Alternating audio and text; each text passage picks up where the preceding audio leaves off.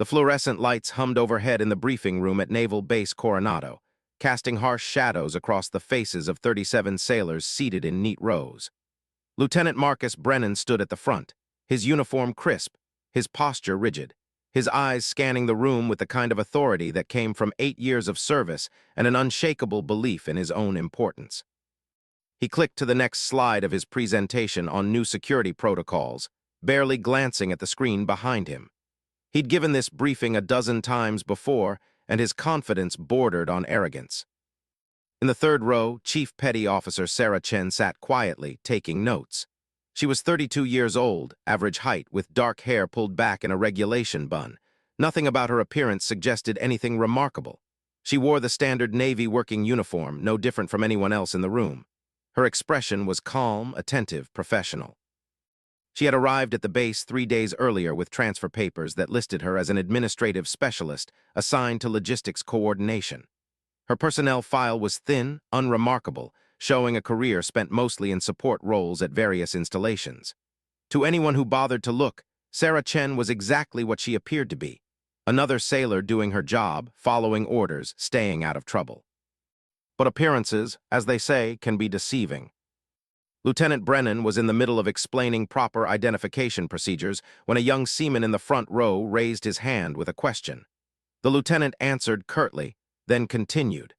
He was 3 sentences into his next point when Sarah's phone vibrated softly in her pocket. She glanced down discreetly, saw it was a message marked urgent, and quietly pulled the phone out to read it. The message was coded, but she understood it immediately. A situation was developing that might require her attention within the next 12 hours. "Excuse me," Lieutenant Brennan's voice cut through the room like a knife. "Chief Chen, is it?" Sarah looked up, meeting his gaze steadily. "Yes, sir." "Is my briefing boring you?" The room fell silent, every head turned towards Sarah. "No, sir," she replied calmly, slipping her phone back into her pocket. "I apologize, it was an urgent message." "An urgent message about what? Your lunch plans?" Brennan's voice dripped with sarcasm. A few nervous chuckles rippled through the room. "When I'm conducting a briefing, Chief, you give me your full attention. Is that clear?" "Crystal clear, sir." Sarah's voice remained level, respectful. "Good, because let me tell you something." Brennan stepped down from the platform, walking slowly toward her row. "I've been in the Navy for 8 years. I've served on 3 deployments. I've earned my position through hard work and dedication, and I will not tolerate disrespect from anyone, especially not from some paper pusher who thinks administrative work makes them special." Sarah said nothing. Her face remained neutral, but those sitting closest to her noticed something in her eyes. Not anger, not fear, just a deep, quiet stillness that seemed almost unnatural. "You know what your problem is?" Brennan continued, now standing directly in front of her. "People like you think the rules don't apply to you. You think you can just do whatever you want, whenever you want. Well, not in my briefing room." "I understand, sir," Sarah said quietly. "It won't happen again." "You're damn right it won't happen again." Brennan's face was flushed now, his voice rising. "Because if I see that phone come out one more time, I'll have you written up for insubordination so fast your head will spin. Do you understand me, Chief?" "Yes, sir." "I don't think you do." Brennan leaned closer, his voice dropping to a menacing whisper that was still loud enough for the front rows to hear. "I don't think you have any idea what real service looks like. I don't think you understand what it means to be a real sailor." Sarah's jaw tightened almost imperceptibly, but she maintained her composure. "I understand, sir." What happened next would become the subject of investigation, speculation, and quiet conversation in the halls of Naval Base Coronado for months to come. Lieutenant Brennan, perhaps emboldened by Sarah's silence, perhaps driven by some need to assert dominance, perhaps simply having a bad day and taking it out on the wrong person, he raised his hand and struck her across the face. It wasn't a full-force blow, more of a sharp slap, the kind meant to humiliate rather than injure. But the sound echoed through the silent briefing room like a gunshot. For a moment, nobody moved, nobody breathed. Sarah's head had turned with the impact, a red mark blooming on her left cheek. Slowly, very slowly, she turned back to face the lieutenant. Her expression hadn't changed. The same calm, the same stillness, the same quiet control. "Sir," she said softly, "I'm going to give you one piece of advice. I suggest you go directly to your commanding officer and report what just happened. Right now, before this goes any further. Brennan's face went from red to purple. Are you threatening me, Chief? No, sir, I'm trying to help you. Help me? Brennan laughed, but it was a nervous sound. You're the one who needs help, Chief. You're finished. I'm going to make sure you're court-martialed for that threat. I'm going to make sure everyone knows exactly what kind of sailor you really are. Sarah stood up slowly, gathering her notebook. Around the room, sailors shifted uncomfortably in their seats. This had gone too far, everyone could feel it, but nobody knew quite what to do. Lieutenant, Sarah said, her voice still maddeningly calm, you have no idea what kind of sailor I really am, but you're about to find out. She walked toward the door, her steps measured and even. Brennan grabbed her arm as she passed, spinning her around. We're not done here, Chief. Sarah looked down at his hand on her arm, then back up at his face. Yes, sir, we are. She pulled her arm free. Not roughly, not violently, just a simple, controlled movement that somehow made Brennan's grip seem like nothing at all, and walked out of the briefing room. The door closed behind her with a soft click. Lieutenant Brennan stood in the front of the room, suddenly aware of 36 pairs of eyes watching him. He cleared his throat. Everyone is dismissed. This briefing is over. The sailors filed out quickly, quietly, many of them casting glances back at the lieutenant. He could feel their judgment, their uncertainty, their shock at what they'd witnessed. Brennan returned to the front of the room and began gathering his materials, his hands shaking slightly. He told himself he'd done nothing wrong. She'd been disrespectful. She'd been on her phone during his briefing. He'd been well within his rights to discipline her. The physical contact had been excessive, perhaps, but she'd provoked him. She'd threatened him. His phone rang. The number showed it was coming from the base commander's office. Brennan's stomach dropped. Lieutenant Brennan speaking, he answered, trying to keep his voice steady. Lieutenant, this is Commander Patricia Walsh. I need you in my office immediately. Yes, ma'am. May I ask what this is regarding? You may not get here now. The line went dead. Brennan stood alone in the empty briefing room, the red mark of his palm print still visible on the cheek of a woman he knew nothing about.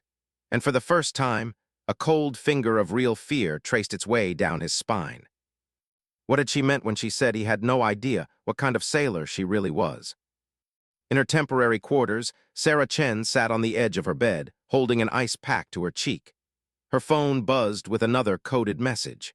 This one was from Captain James Morrison, her actual commanding officer, a man whose name appeared nowhere in the base directory, whose office existed in a building that wasn't on any official map.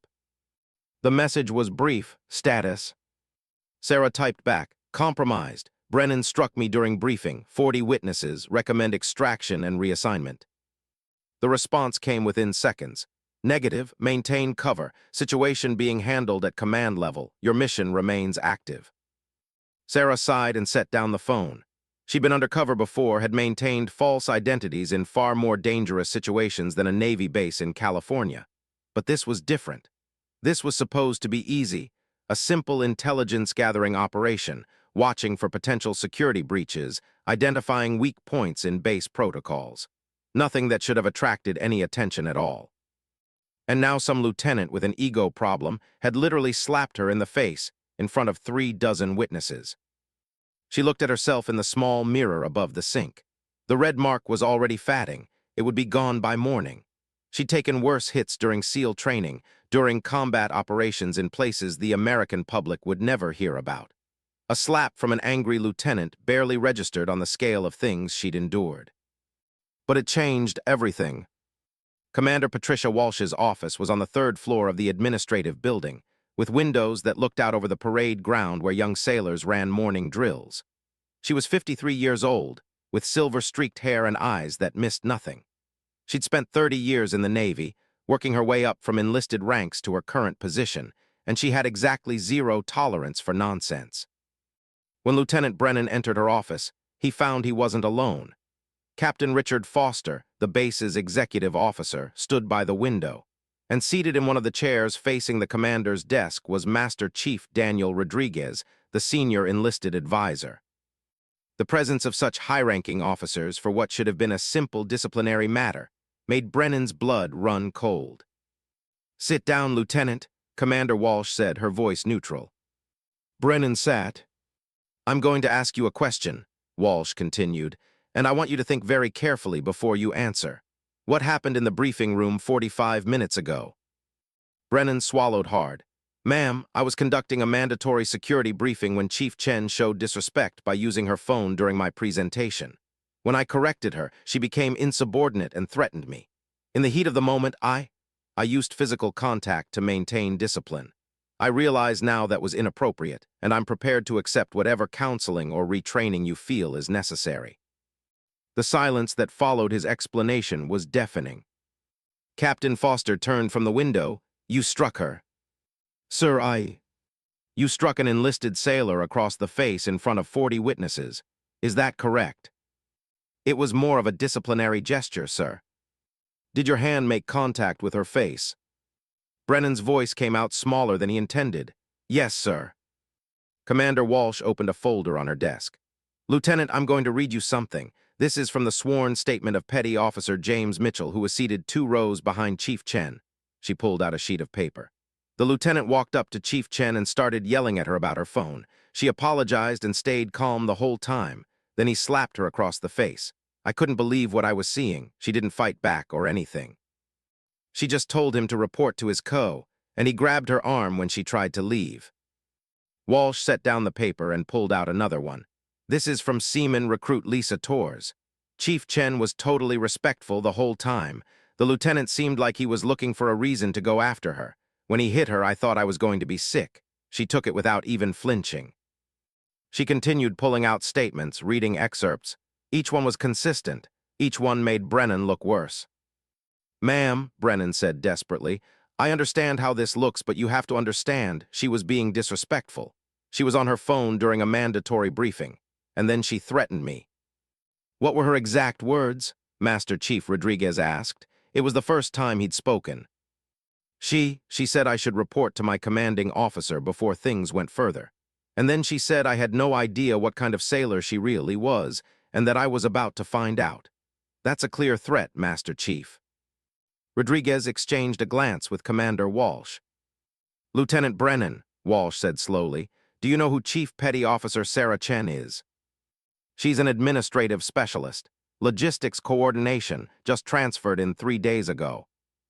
According to her personnel file, yes. And did you review that file before today? No, ma'am, why would I? She's just another sailor attending a routine briefing. Captain Foster moved from the window to lean against Walsh's desk. Lieutenant, I'm going to explain something to you, and I need you to understand that what I'm about to tell you is classified. You will not repeat it, not to your friends, not to your family, not to anyone. Is that clear? Yes, sir. Chief Petty Officer Sarah Chen is not an administrative specialist. Her real name is Sarah Chen, but the rest of her file is, shall we say, creatively written. Brennan's confusion must have shown on his face. Walsh took over. Lieutenant, 3 months ago there was a security breach at this base. Classified information was leaked to unauthorized parties. The investigation has been ongoing, but we've had no solid leads. So Naval Special Warfare Command sent us someone to help. Someone who could blend in, observe, and identify potential security vulnerabilities without drawing attention. The color drained from Brennan's face. Chief Chen, Walsh continued, is a Navy SEAL. She's been on active duty for 7 years with multiple deployments to classified locations. She's earned 3 Bronze Stars, a Silver Star, and a Purple Heart. She's fluent in 4 languages. She's qualified as a sniper, an explosives expert, and a combat medic. And for the past 3 days, she's been operating undercover on this base as part of a classified security operation. Brennan felt like the floor had dropped out from under him. She tried to warn you, Master Chief Rodriguez said, his voice hard. She told you to report to your co. She gave you a chance to make this right before it became an incident. Instead, you grabbed her and escalated the situation. I didn't know. Of course you didn't know, Captain Foster said. That was the entire point. She's supposed to be invisible, unremarkable, just another sailor doing her job. And she was doing it perfectly until you decided to make an example of her. Commander Walsh closed the folder on her desk. Lieutenant Brennan, you are hereby relieved of all duties pending a formal investigation into this incident. You will report to your quarters and remain there until summoned. You will speak to no one about this matter. A full inquiry board will be convened within 72 hours. Ma'am, please, this is going to destroy my career. You destroyed your own career the moment you raised your hand to her, Walsh said coldly. You're dismissed, Lieutenant. Brennan stood on shaky legs. As he reached the door, Captain Foster called out. Lieutenant, one more thing. Chief Chen's mission here is still active. Her cover has been compromised because of your actions, but she's staying on base to complete her assignment. If I find out you've spoken to anyone about her real identity, if you've compromised her mission any further, I will personally ensure you face court-martial on charges of endangering special operations. Do we understand each other? Yes, sir. Brennan left the office feeling like he might vomit. In the hallway outside, he nearly collided with someone. He looked up and found himself face to face with Sarah Chen. She was in civilian clothes now, jeans, a plain gray t-shirt, her hair down around her shoulders. Without the uniform, without the regulation bun, she looked even more ordinary, even more forgettable. Except for her eyes. There was something in her eyes that Brennan had missed before, something that probably everyone missed until they were looking for it. A hardness, a depth, a kind of calm certainty that came from facing death and walking away. Chief Chen, he said, his voice barely a whisper. I'm sorry, I didn't know. No, she said quietly. You didn't, but that's not really the problem, is it, Lieutenant?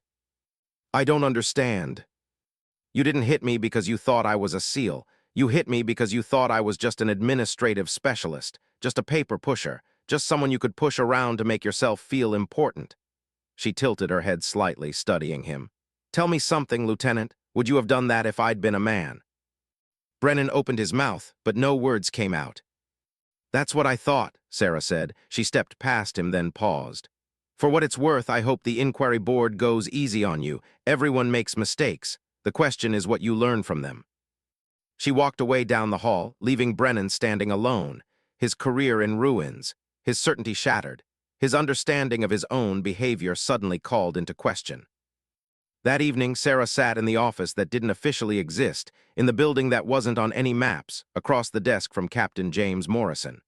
Morrison was 48 years old, a former SEAL himself, now running Special Operations Intelligence for the Pacific Fleet. He looked tired. Well, he said, that certainly could have gone better. Sarah touched her cheek, which no longer showed any sign of the slap. It's my fault. I should have been more careful with the phone. No, it's not your fault. That lieutenant is a loose cannon with a power complex. If anything, this incident has been informative. How so? Morrison pulled up something on his computer and turned the screen so Sarah could see. It showed a series of files, personnel records, incident reports. Your lieutenant friend has a history. This isn't the first time he's been accused of aggressive behavior toward subordinates.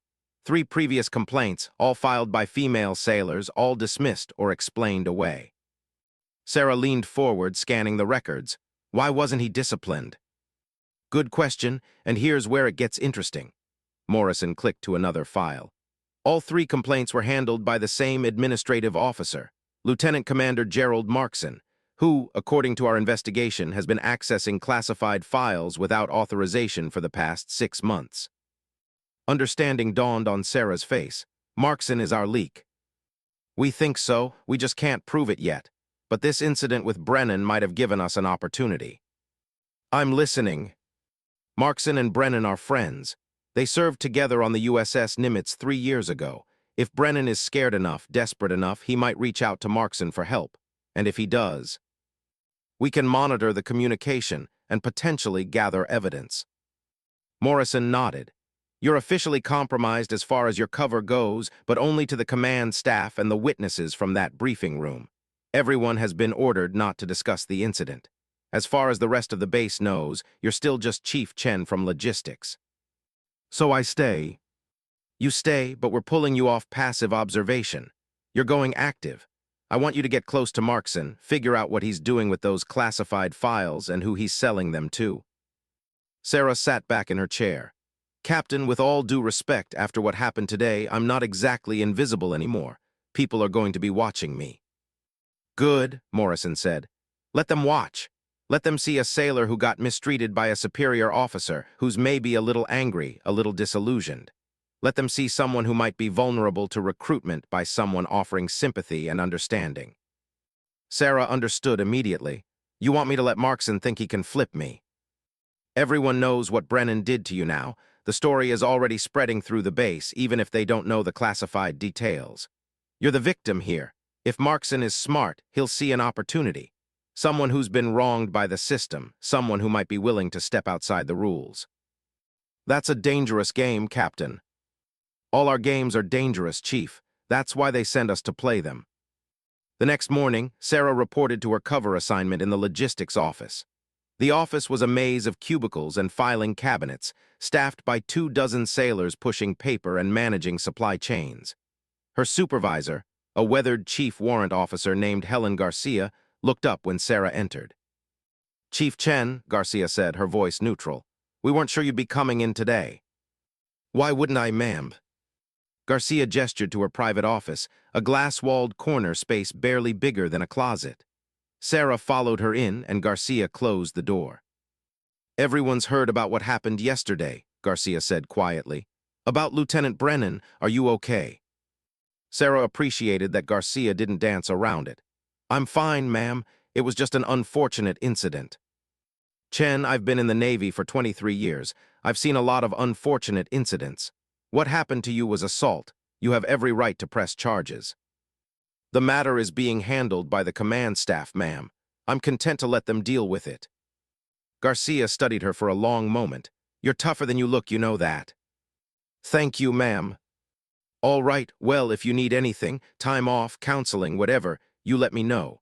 In the meantime, I've got about 300 supply requisitions that need processing. Think you can handle that? Yes, ma'am. Sarah spent the morning at her desk, processing paperwork, answering emails, doing all the mundane tasks that her cover assignment required. But she was watching, listening, paying attention to the conversations happening around her. The story of what happened in the briefing room had spread quickly, as stories always did on a military base. By noon, at least a dozen people had found reasons to walk past Sarah's desk, casting curious glances her way. Some looked sympathetic. Others looked skeptical, as if wondering what she'd really done to provoke the lieutenant. At lunch, Sarah sat alone in the mess hall, picking at a salad and monitoring the room. That's when she noticed him. Lieutenant Commander Gerald Markson was 41 years old, average build, thinning brown hair, the kind of face that was easy to forget. He sat 3 tables away, having what appeared to be a casual lunch with 2 junior officers. But Sarah noticed the way his eyes kept drifting toward her, studying her when he thought she wasn't looking. She gave no indication that she'd noticed his attention. She simply finished her salad, cleared her tray, and left. That afternoon, she received an email. It came from Markson's official account, addressed to her along with 5 other recent transfers to the base. The subject line read, "Welcome and administrative check-in." The message invited all new personnel to a brief orientation meeting the following day to ensure their personnel files were complete and up to date. On the surface, it was completely routine, but Sarah's instincts tingled. This was it. This was Markson making his approach, hidden inside normal administrative procedure. She responded to the email, confirming her attendance. That evening, she met with Captain Morrison again.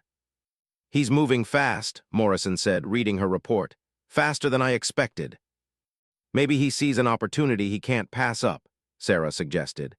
"A disgruntled sailor with access to logistics systems, someone who might have access to shipping schedules, supply manifests, personnel movements. That's valuable information for the right buyer. Or maybe Brennan already contacted him, told him about you being a SEAL, and now Markson is panicking." Sarah shook her head. "If Markson knew I was a SEAL, he wouldn't be trying to get close to me. He'd be running scared. No, I think he believes the cover. I'm just another sailor who got humiliated by a superior officer." Morrison considered this. "All right, go to the meeting, see what he wants, but Chen, be careful. If he is our leak, he's been operating successfully for months. That means he's smart, cautious, and he knows how to read people." "Understood, sir." The next day's meeting was held in a small conference room in the administrative building. When Sarah arrived, she found she was the last to enter. 5 other sailors were already seated around the table. 3 men, 2 women, all looking bored and mildly annoyed at having their afternoon interrupted for what was clearly going to be a tedious administrative session. Lieutenant Commander Markson stood at the head of the table, smiling warmly. Come in, Chief Chen. We were just about to start. Sarah took a seat near the end of the table. Markson began with the standard orientation material, base policies, administrative procedures, who to contact for various issues. It was mind-numbingly boring, exactly as it was supposed to be. The other sailors sat through it with expressions of glazed-over patience. But Sarah noticed small things, the way Markson's eyes kept returning to her, the way he seemed to be gauging her reactions, her body language, her level of engagement. After 40 minutes, he dismissed the group. That's all I needed to cover. Most of you have your paperwork in order. However, he glanced at a clipboard. Chief Chen, I'm showing some gaps in your file. Could you stay behind for a few minutes? This shouldn't take long. The other sailors filed out, grateful to escape.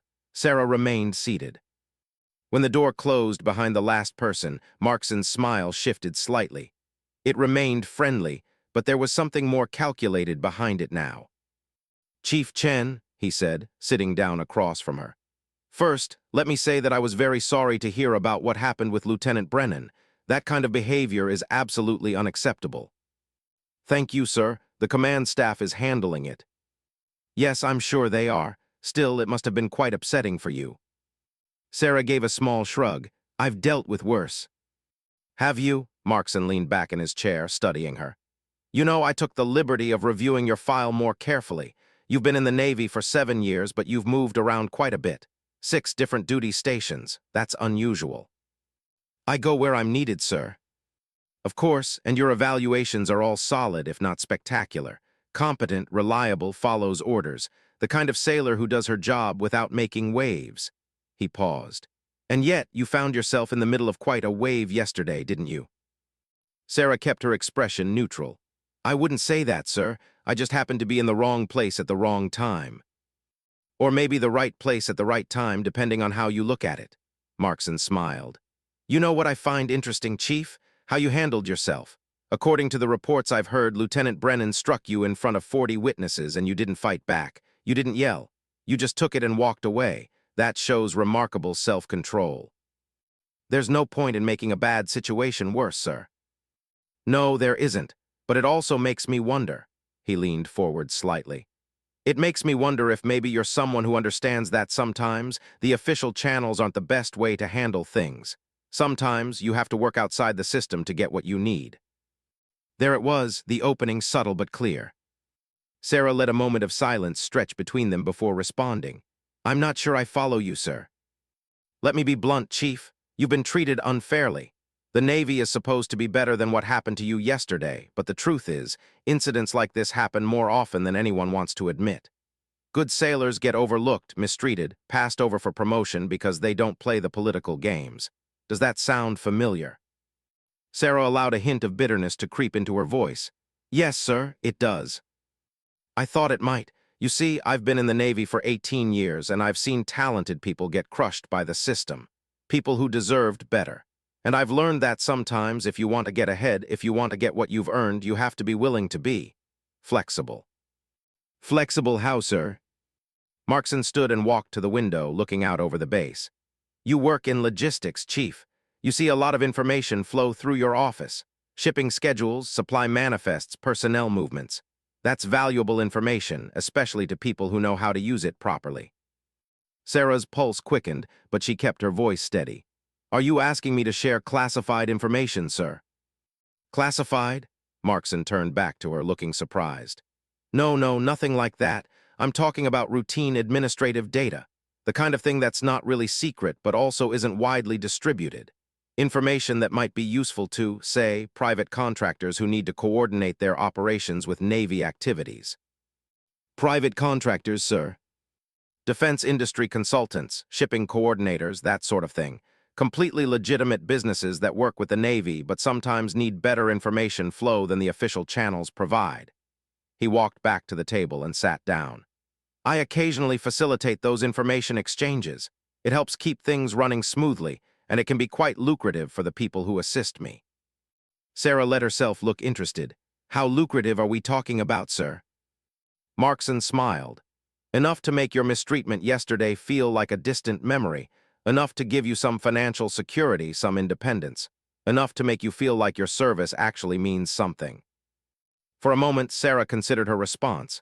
This was the moment where she needed to play this exactly right. Too eager and he'd be suspicious. Too resistant and he'd back off.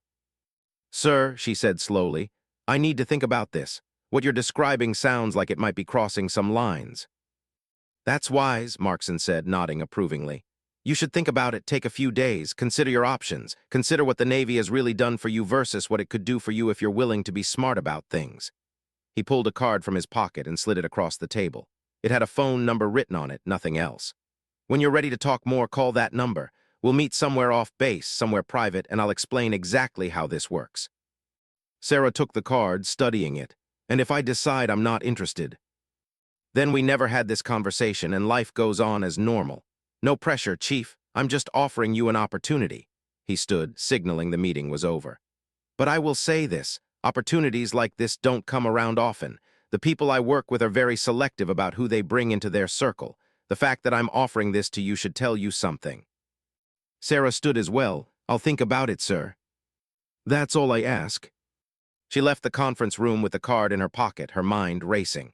She'd gotten what she came for, confirmation that Markson was dirty and an opening into his operation. But she'd also gotten something else, a sense of just how dangerous this man was. He was smooth, practiced, skilled at reading people and manipulating them. He'd identified her as a target within 24 hours of the Brennan incident and moved to recruit her with impressive speed. Back in the secure office, Captain Morrison listened to her report with growing satisfaction. "Perfect," he said. "He took the bait completely. Now we let him think you're considering it, make him work for it. In the meantime, we'll be monitoring all his communications, tracking his movements, building our case." "Captain, there's something else," Sarah said. "When he was talking about his private contractors, he mentioned defense industry consultants. That could be code for foreign intelligence services." Morrison's expression darkened. "I was afraid of that. If he's selling information to foreign powers, this is bigger than just a security breach. This is espionage. Which means we need to be even more careful. If we spook him now, we might never find out who he's working for." "Agreed, but Chen, if at any point you feel like this is getting too dangerous, you pull out. That's an order." Sarah nodded, but they both knew she wouldn't pull out. She never did. 3 days passed. Sarah let the card with Markson's phone number sit in her desk drawer, untouched but not forgotten. She went about her duties in the logistics office, processing paperwork, attending meetings, playing the role of a quiet, competent sailor who was maybe a little more withdrawn than before, maybe a little more contemplative. People noticed. Chief Garcia asked her twice if she was okay. A few colleagues tried to draw her into lunchtime conversations, but she kept her responses short, polite, but distant. She was building a narrative, a sailor who'd been mistreated, who was questioning her place in the Navy, who might be vulnerable to alternative opportunities. On the 4th day, she made the call. She used her personal phone, calling from her off-base apartment during her lunch break. The number rang twice before Markson answered. "Yes. Sir, it's Chief Chen. You said to call when I was ready to talk." "Ah, Chief, I'm glad to hear from you." His voice was warm, pleased. "Have you given my proposal some thought?" "I have, sir, and I'd like to hear more." "Excellent. Can you meet me this evening? There's a coffee shop in Coronado off base. The Sunrise Cafe on Orange Avenue. Do you know it?" "I can find it, sir." "Good, let's say 8 o'clock. Come alone and please dress casually. No need to advertise that we're both Navy." "Understood, sir." The line went dead. Sarah immediately called Captain Morrison and reported the conversation. He confirmed that the cafe was in a relatively public location, which was good. Markson wouldn't try anything dangerous in a crowded coffee shop. Morrison also arranged to have surveillance teams in place, ready to record the meeting and track Markson's movements afterward. At 8 o'clock that evening, Sarah entered the Sunrise Cafe. It was a small, comfortable place with mismatched furniture, local art on the walls, and the smell of fresh ground coffee filling the air. About a dozen people were scattered throughout the space, most of them staring at laptops or phones. Markson sat at a corner table facing the door. He was in civilian clothes, khakis, and a polo shirt, and he had a laptop open in front of him. He smiled when he saw Sarah and gestured to the empty chair across from him. "Chief Chen, thank you for coming. Can I get you something to drink?" "Coffee would be good, sir." He walked to the counter and returned a few minutes later with 2 cups. They made small talk for a few minutes. The weather, the local area, nothing of consequence. Markson was feeling her out, making sure she was comfortable, ensuring no one was paying them any particular attention. Finally, he got down to business. "So," he said, his voice low, "you've thought about my offer." "I have, but I need to know exactly what we're talking about here. You mentioned information sharing, but I need specifics." Markson nodded approvingly. "Smart. I like that you're being cautious. Let me explain how this works." He angled his laptop screen slightly so she could see it, though not clearly enough for anyone else in the cafe to read it. "The people I work with are interested in Navy logistics. Specifically, they want to know about ship movements, deployment schedules, supply chain patterns. Nothing that's top secret, you understand. Just operational information that helps them coordinate their business activities." "And who exactly are these people?" "International shipping consultants. They work with companies that need to move materials through the same waters the Navy operates in. If they know where Navy vessels will be and when, they can route their commercial traffic more efficiently." It sounded plausible enough on the surface, but Sarah could read between the lines. If foreign intelligence services knew where Navy ships would be, they could position their own assets to observe, track, and gather intelligence. It was espionage dressed up as business coordination. "And what do they pay for this information?" she asked. "That depends on the quality and timeliness of what you provide. For routine information, supply shipments, personnel transfers, that sort of thing, they pay between $500 and $1,000 per report. For more sensitive material, deployment schedules, equipment movements, maintenance windows, the payment can be significantly higher." Sarah did the math quickly. If she provided even 1 report per week, that was $2,000 to $4,000 a month. Tax-free, presumably. For a junior enlisted sailor, that kind of money could be life-changing. "How would payments work?" she asked. "Cryptocurrency, transferred to an anonymous wallet, completely untraceable. You'd never even have to meet anyone in person. You provide the information through a secure file transfer, and the payment appears in your account within 24 hours. "And you take a cut." Markson smiled. "A small one. I'm the one taking the real risk here, Chief.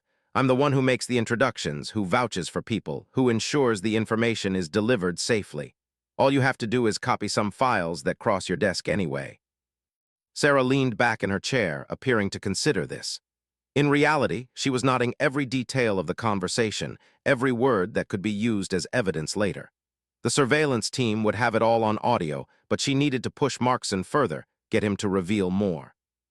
"Sir, I have to ask, aren't you worried about getting caught? I mean, if the Navy found out about this." "They won't find out. I've been doing this for 2 years, Chief. 2 years without a single problem. You know why? Because I'm careful.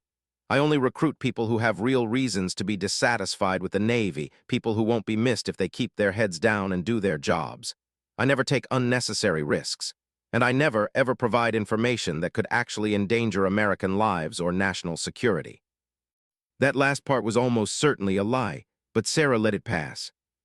"The truth is," Markson continued, "the Navy wastes millions of dollars on inefficiency and bureaucracy. All we're doing is helping the free market work more smoothly. Nobody gets hurt, we get paid, everybody wins."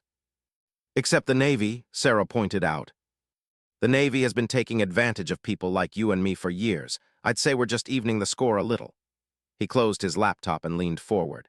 "Look, Chief, I'm not going to pressure you, but I will say this. That incident with Lieutenant Brennan is being investigated, and from what I hear, it's not going well for him. He's probably going to be court-martialed. His career is over, and you know what? He deserves it. But here's the thing, the Navy didn't protect you. They didn't prevent it from happening. You had to just sit there and take it because that's what good sailors do. Well, maybe it's time to stop being such a good sailor and start taking care of yourself for a change." It was a good pitch. Sarah could see how someone who'd actually been mistreated, who actually felt betrayed by the system, might find it persuasive. She let silence stretch for a long moment, then nodded slowly. "All right, I'm in. What do you need from me?" Markson's smile widened. "That's excellent news, Chief, truly excellent. For now, I don't need anything except your commitment. In a few days, I'll contact you with specific information requests. You'll fulfill those requests, send the information to a secure server, and receive your payment. Simple as that. And if I change my mind, then you walk away and we never speak of this again. But Chief, once you've received your first payment, once you see how easy this is and how much it helps your situation, I don't think you'll want to walk away. They talked for another 15 minutes, covering logistics and security protocols. Markson gave her a website address, a seemingly innocuous page for a fictional shipping company, and a login code. That's where she would upload any information he requested. When they finally left the cafe, they walked out separately, Markson going first. Sarah waited 5 minutes, finished her coffee, then headed to her car. 2 blocks away, she pulled into a parking lot and immediately called Morrison. "I got it all," she said. "Website address, payment methods, his whole pitch. He's been operating for 2 years, Captain. 2 years of selling Navy information to whoever's paying him." "Good work, Chen. The surveillance team recorded everything. Combined with the digital evidence we've been gathering, we're building a solid case. But we need to know who he's working for. That means you're going to have to provide him with something." Sarah's jaw tightened. "Sir, I'm not comfortable handing over real intelligence, even if it's to catch him." "I'm not asking you to. We're going to feed you false information, realistic enough to fool Markson, useless enough that it won't compromise any actual operations. You'll pass that to him, he'll pass it to his contacts, and we'll track where it goes. Once we identify his buyers, we'll have everything we need to take down the whole network." "How long will that take?" "A few weeks, maybe a month. Can you maintain your cover that long?"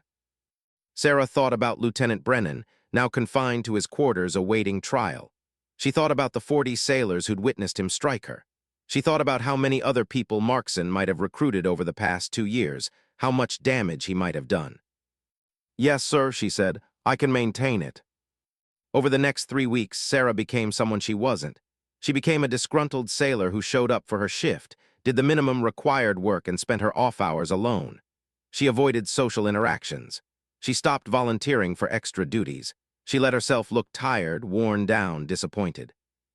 And she waited for Markson's requests. They came via encrypted messages through the fake shipping company website. Small things at first: supply manifests for non-sensitive materials, personnel transfer lists that were only mildly restricted. Sarah provided the false information that Morrison's team prepared for her, carefully crafted documents that looked real but contained nothing of value. The payments arrived like clockwork. $500 in cryptocurrency deposited into an anonymous wallet that the Naval Criminal Investigative Service was monitoring. Then another 500. Then 1,000. Markson was building her trust, drawing her in deeper, preparing her for bigger requests. In the 4th week, he asked for something significant: the deployment schedule for 3 Navy destroyers scheduled to leave San Diego in 2 months. This was the moment Morrison had been waiting for. This was the kind of information that foreign intelligence services would pay top dollar for. The false schedule they prepared was elaborate, detailed, completely convincing, and completely wrong. Sarah uploaded it to the server. 2 days later, the money arrived, $5,000. And the NCIS cyber team tracked the information as it was downloaded from a server in Switzerland, routed through a proxy in Hong Kong, and finally accessed by an IP address in Beijing. "We've got him," Morrison told Sarah during their next meeting. "Markson is selling directly to Chinese intelligence. This isn't just espionage. This is a national security threat at the highest level. So we arrest him soon, but there's one more thing we need." Morrison pulled out a file and opened it on his desk. "We need to know if there are others. Markson can't be doing this alone. He needs help. People in communications, people in intelligence, people with access to systems he doesn't have. We need to identify his whole network before we move." "How do we do that?" Morrison smiled grimly. "We make him desperate." The plan was simple in concept, but delicate in execution. The NCIS team would stage what appeared to be a routine security audit of the base's classified systems. They would announce it publicly, give everyone a week's notice, and make it clear that they'd be checking access logs, reviewing file transfers, and interviewing personnel who handled sensitive information. In theory, this would do nothing to expose Markson. He was too careful, too clever, and his activities were hidden behind layers of encryption and false identities. But it would make him nervous, and nervous people made mistakes. More importantly, if Markson had collaborators, he'd need to warn them. He'd need to coordinate with them, ensure they were all prepared for the audit, maybe even move some evidence or cover their tracks. That coordination would create communication patterns that the NCIS cyber team could monitor and trace. The announcement went out on a Monday morning. By Monday afternoon, Sarah noticed the change in Markson's behavior. He was in the logistics office, supposedly conducting a routine check on supply chain procedures, but Sarah could see the tension in his shoulders, the way his eyes darted to his phone every few minutes. When he caught her looking at him, he smiled, but it didn't reach his eyes. That evening, Sarah received an encrypted message. Coffee tomorrow, same place, 800. The next morning, Markson was already at the Sunrise Cafe when Sarah arrived. He looked like he hadn't slept. His usual smooth confidence was cracked around the edges. "Chief," he said as she sat down, "thank you for coming on short notice." "What's wrong, sir?" "This security audit, it's concerning. I don't think they're targeting us specifically, but we need to be careful, extremely careful." "Careful how?" Markson leaned in close. "No more uploads for a while, nothing through the website, nothing through any digital channels. The timing is too risky." Sarah frowned, "But I have access to some information they requested." "I know, and they're going to have to wait. We pause everything until this audit is over and things calm down." He drummed his fingers on the table. "In fact, I'm going to need you to do something for me." "What?" "There's a storage facility off base, about 10 miles from here. Unit 247. I need you to go there tomorrow after your shift and pick up a package for me." Sarah's instincts went on high alert. "What's in the package?" "External hard drives. Backups of certain information that needs to be moved to a more secure location. I can't go there myself, too risky right now, but nobody's paying attention to you." "Sir, I thought you said we should avoid anything risky." "This is different. This is protecting what we've already done. Just pick up the package, bring it to your apartment, and hold on to it for a week or two. That's all." Sarah nodded slowly. "All right, but sir, I'm going to need that address again."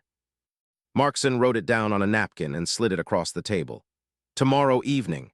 There's a key taped under the fire extinguisher outside the unit. Get in, get the package, get out. Don't open it, don't look inside, just take it and go." "Understood." They talked for a few more minutes, but Markson was distracted, nervous. When they parted ways, Sarah could see him checking over his shoulder as he walked to his car. Back in Morrison's office, Sarah laid out the situation. "This is it," Morrison said immediately.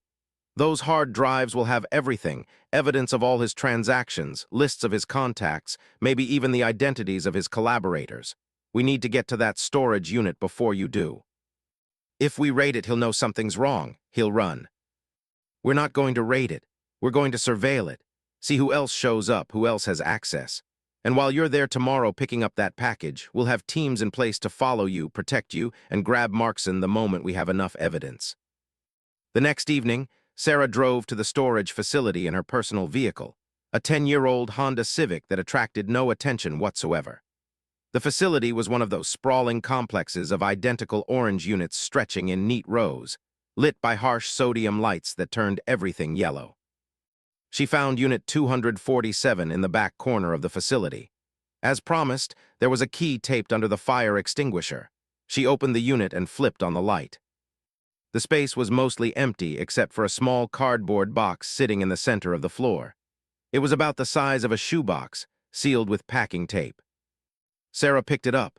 It was heavier than she expected, definitely multiple hard drives inside. She was turning to leave when she heard footsteps behind her. "I'm sorry, Chief."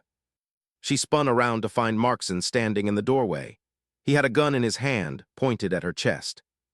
Sarah's training took over instantly. She assessed the situation in a fraction of a second. Markson was 8 feet away, too far for her to disarm him safely. The gun was a 9 Beretta, standard military sidearm, probably stolen or unreported. His hand was steady, his finger on the trigger. Behind him, the storage facility was quiet, no other people visible. "Sir," she said calmly, "what are you doing?" "Something I should have done weeks ago." Markson's voice was bitter. "You're not who you say you are, Chief Chen, or should I call you by your real designation, Navy SEAL, Special Operator, Undercover Investigator?" Sarah's mind raced. How had he found out?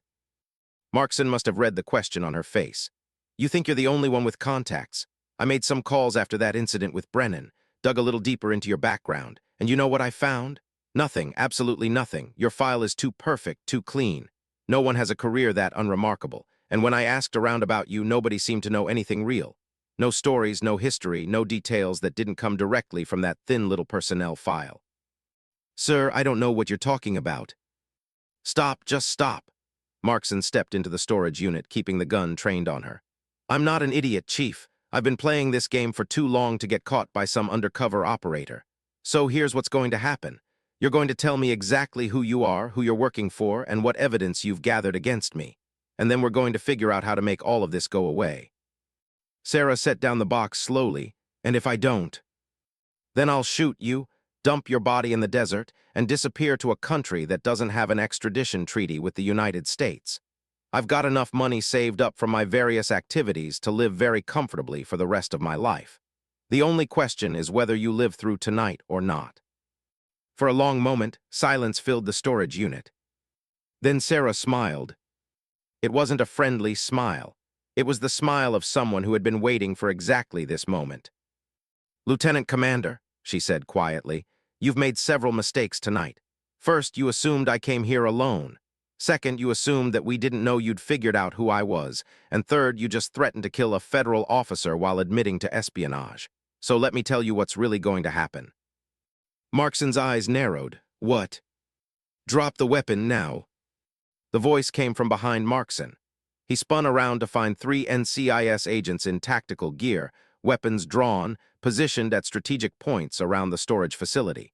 They'd been there the whole time, hidden in the shadows, waiting. Markson's face went white. For a moment, Sarah thought he might try to shoot his way out. His hand tightened on the gun, his body tensing. Don't, she said. You're not going to make it, you know that. He did know that. Slowly, carefully, he set the gun on the ground and raised his hands. The NCIS agents moved in swiftly, securing Markson in handcuffs and reading him his rights. As they led him away, he looked back at Sarah. The Brennan thing, he said, that wasn't just random, was it? Sarah picked up the box of hard drives. No, sir, it wasn't. Understanding dawned on Markson's face, followed by a bitter laugh. You set him up. You pushed his button somehow, made him hit you, created a situation where I'd think you were vulnerable. You played me from the beginning. Actually, Sarah said, Lieutenant Brennan hit me because he's a bully and a misogynist who saw an opportunity to assert power over someone he thought was weak. I didn't make him do anything, I just didn't stop him. And then, yes, I used the situation to my advantage. That's what special operators do, sir. We adapt to changing circumstances. Markson was silent as they put him in the back of an unmarked van. Captain Morrison emerged from the shadows, removing his tactical vest. Well done, Chief. Perfect execution. Thank you, sir. Did we get everyone? All 3 of them. Markson was coordinating with a communications specialist and an intelligence analyst. We arrested them both 20 minutes ago. The hard drives you're holding contain evidence of transactions going back 2 years. Combined with the recordings, the digital forensics, and Markson's own confession just now, we've got an airtight case. Sarah looked down at the box in her hands. 2 years of betrayal, all stored on magnetic disks. What happens now, sir? Now, the legal process. Courts-martial for all 3 of them. They're looking at decades in federal prison. The Chinese intelligence network they were feeding has been compromised. Our counterintelligence people are very happy. And you get to go back to doing what you do best. Which is? Morrison smiled. Being invisible, being unremarkable, being exactly the person nobody notices until it's too late. 3 weeks later, Sarah sat in the courtroom at Naval Base Coronado, watching the military judge read the verdicts. Lieutenant Commander Gerald Markson, guilty of espionage, conspiracy, and multiple violations of the Uniform Code of Military Justice. Sentence: 30 years in federal prison, reduction in rank to enlisted, dishonorable discharge. The communications specialist, 22 years. The intelligence analyst, 25 years. And then there was Lieutenant Marcus Brennan. He sat at the defense table, his uniform stripped of insignia, his career already destroyed. The charges against him were different: assault of a subordinate, abuse of authority, conduct unbecoming an officer. The maximum sentence was 3 years. The judge looked at him sternly. Lieutenant Brennan, your actions in that briefing room set in motion a chain of events that ultimately exposed a serious espionage operation. I want to be clear. You did not intentionally help the investigation. Your behavior was reprehensible, inexcusable, and violated every principle of leadership the Navy holds dear. However, the court acknowledges that the consequences of your actions inadvertently served the interests of national security. Sarah watched as Brennan's lawyer looked hopeful. That hope was short-lived. That being said, the judge continued, assault is assault. Abuse of power is abuse of power. The fact that your victim used your crime to advance a legitimate investigation does not mitigate your culpability. This court finds you guilty on all charges. Sentence: 2 years in military prison, dishonorable discharge, forfeiture of all pay and benefits. Brennan's head dropped. His career, his future, everything he'd worked for, gone in a moment of arrogance and violence. As the courtroom cleared, Commander Patricia Walsh approached Sarah in the hallway. "Chief Chen," she said, "or should I say something else? I'm still not entirely sure what your actual rank is." Sarah smiled. "Chief is fine, ma'am. It's what's on my current paperwork." "Fair enough. I wanted to thank you for what you did here. You could have blown your cover after Brennan hit you. You could have revealed who you were and filed charges immediately. Instead, you stayed in character and used the situation to expose a real threat. That took remarkable discipline." "Just doing my job, ma'am." "No, it was more than that. You turned a terrible situation into a strategic advantage. That's not just training, that's who you are." They walked together toward the exit.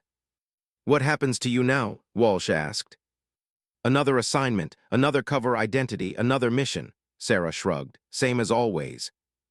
"Doesn't it get tiring, always being someone else, always pretending?" Sarah stopped at the door and looked back at the courtroom where Brennan had received his sentence. "Sometimes," she admitted. "But then I remember why I do it. Every person like Markson that we catch, every threat that we neutralize, every secret that we protect, that's real. That matters. So if I have to be invisible, if I have to be unremarkable, if I have to let people like Brennan think they can push me around while I quietly do my job, well, that's a small price to pay." Walsh nodded slowly. "The Navy is lucky to have you, Chief, even if most of us don't know it."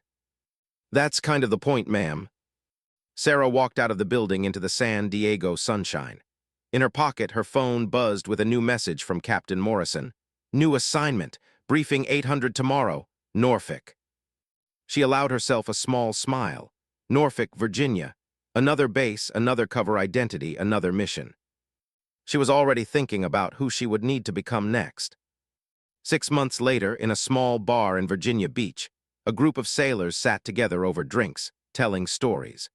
One of them mentioned a rumor he'd heard about a special operator who'd gone undercover at a base in California, exposed an entire espionage ring, and did it all while pretending to be a logistics clerk. "That's just a story," another sailor said. "People like that don't really exist." At the bar, nursing a beer and watching the game on the television above, a woman with short blonde hair and a different name listened to their conversation. She was dressed in civilian clothes, unremarkable, forgettable. Her personnel file said she was a communications technician newly assigned to the base. Nobody looked at her twice. She smiled to herself, finished her beer, and left the bar.